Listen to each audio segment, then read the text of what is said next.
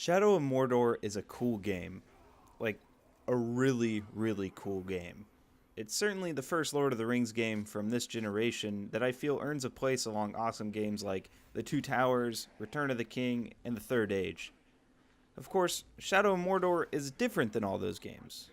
It's a game that doesn't need Tolkien's masterpiece to stand on its own. Shadow of Mordor is an awesome, sick, badass, whatever you want game all on its own. The fact that it's in the LOTR universe is just an awesome, nerdy cherry on top.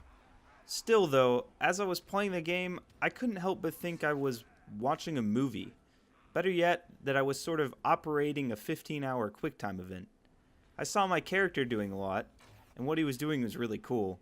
But me, the player, I didn't feel quite as badass as I looked on screen. When talking in depth about video games, what the player feels should hopefully emphasize or correlate with what the player is seeing on the screen. So today, we're going to take a deep dive into Monolith's open-world action-adventure sandbox, Shadow of Mordor, and find out that with these kind of video games, perception isn't always reality. I'm David, and this is Game Study. Now, I'm late to this game. Like, really late. I know it came out in 2014 or something, but I decided to start it up, and after playing the intro, I realized this was a game worth completing. Now, a quick game study diversion here, but I feel it necessary to come clean about a problem I have. Achievements. Part of the way I go about making these videos is getting enough of a feel for the game that I feel confident talking about them. One of my metrics for this, generally, is completing all of the achievements in the game. See BioShock in the video I made on its mechanics and philosophy. What this does is force me to connect with the game in a myriad of different ways. If it's difficulty, it calls for a completely different approach to the game. Or if it's collectibles, such as audio logs, it encourages me to explore as well as reap the narrative benefits of those optional pieces of lore. Call it an addiction, I think it's kind of fun. I tell you this is more of an appeal to authority than anything else. I poured a lot of my soul into this game in order to better understand the argument I'm trying to make here. That argument is that Shadow of Mordor is more about making you feel badass or like a warrior, and less about the player actually performing actions that are comparable in difficulty to the actions of your character. This is to say, essentially, that there is really one objective, and one means to completing that objective. That objective? Kill orcs. The means to completion? In my case, left mouse button. And let me tell you, you click left mouse button a lot. Sometimes you'll be prompted with a different objective like press the right mouse button or hold shift, but most of what you are doing has to do with spamming the left mouse button in order to kill surrounding forces of orcs. Let me just say, I'm not unaware that you actually are killing Urukai, not orcs, so I'm not going to re-edit that just so that the Lord of the Rings fandom can tear me apart. Anyway, back to it. But as far as I'm concerned, this game design, or at least combat design, should be called the Arkham philosophy. Of course, named after the series that initially introduced this magnetic, ballerina style of combat. Is it bad? Not at all, but it does deserve its spot among topics that need exploration.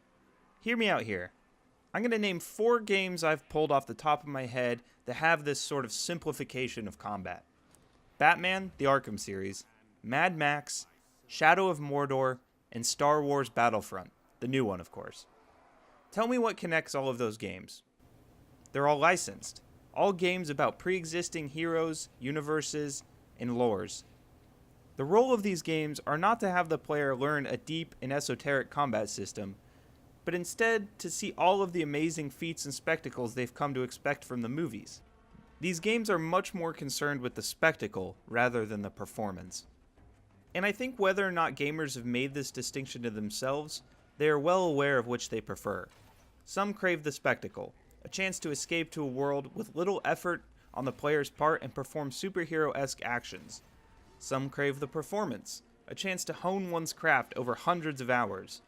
Gamers who have perfected rocket jumping in Quake, speedrunning in Dark Souls, or Global Elite in Counter-Strike all have a feeling of performing difficult actions and seeing them play out on the screen.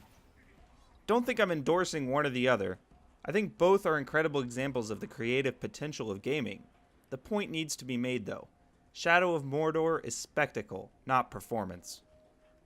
Get ready, we're about to explore some philosophy. You asked for it. You clicked on a video called Game Study. Psychoanalytical film theorist Jean-Louis Baudry explored an influential piece on the semiotic film theory called Apparatus Theory. Baudry intends to say that the movie theater, or your gaming chair, is more like Plato's cave than a theater. In his famous essay, The Ideological Effects of the Basic Cinematographic Apparatus, Baudry lets loose on the role of the moving image, as well as spectatorship. He makes two distinctions. Film, and for this case, video games, are made up of material mechanical reproductions through the camera obscura. He says that what the viewer sees in a theater is a mechanical reproduction of reality, portrayed by first an assembly of optical and mechanical instrumentation, the camera, the reflection of light, causing a photochemical process on celluloid, then editing, and then finally projection of the image onto a screen for people to watch. This is to say, and for Baudry, that film itself is only mechanical. And of course, this applies to the digital as well. But this is only the antecedent to Baudry's main argument. Baudry says, despite all of this, that the spectator is unaware of this while watching the movie, and it is instead enraptured by what he or she believes to be objective reality occurring on screen. Much like the inhabitants of Plato's cave, the spectator is briefly engaged with the mechanical reproduction in such a way that it becomes metaphysical and didactic. This is to say that when you're watching a movie, or in this case playing a game, you're not thinking about the mechanical processes that go into making those images appear on your screen. Instead, you're only thinking of how the meaning and enjoyment of the media is occurring in your head. For Baudry, the role of moving image photography is to disguise the apparatuses that allow that moving image to be real, so that it can create an illusory sensation for the viewer that what he or she sees is objective reality. Okay, deep breath. It's over. I hope that wasn't too bad. I mention this because of how important it is to understanding how a game like Shadow of Mordor stays entertaining despite lacking a lot of player interaction. When you're playing a game like Shadow of Mordor, you're not thinking about your inputs and interactions the same way as you would while playing Counter-Strike or League of Legends. Instead, what's happening in your head is a seamless connection between you, the spectator, and the game. How does Monolith achieve this, though? Through stellar visuals, convincing animations, and compelling systems, such as the brilliant Nemesis system that deserves its own video. All of these things allow the game to feel real enough that you're not questioning or remembering that it is a game. It's a suspension of disbelief. This is why glitches and overall abnormalities of games can actually be very funny and jarring for us, the player.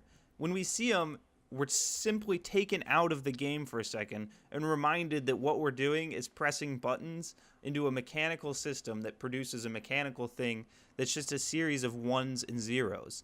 This is very jarring, and it's understandable that we, the viewer, do the mental gymnastics to forget this while playing a game. Otherwise, it wouldn't be enjoyable at all. So when Monolith creates a world and a game that has such convincing animations, and a lot of them to boot, it allows us, the viewer, to not have to be reminded that we're playing a video game. Because of all these things, Monolith is able to create a game that is about the spectacle, but it doesn't feel boring. It's an illusion of objective reality.